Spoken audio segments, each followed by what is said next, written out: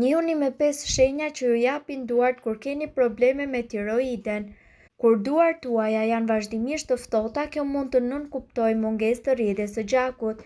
Gjatë hipotiroidizmit, aktiviteti i gjendrës tiroide është i ulët. Njerëzit me hipotiroidizëm zakonisht kanë vija të holla dhe rrudha në lëkurë dhe ndoshta janë të dukshme dhe në duar.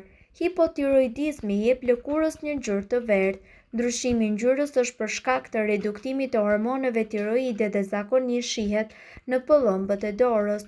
Thonjtë e brisht, thyen lehtësisht dhe kur një person ka hipotiroidizëm, thonjtë jo vetëm që humbasin ngjyrën, por edhe bëhen shumë të brisht.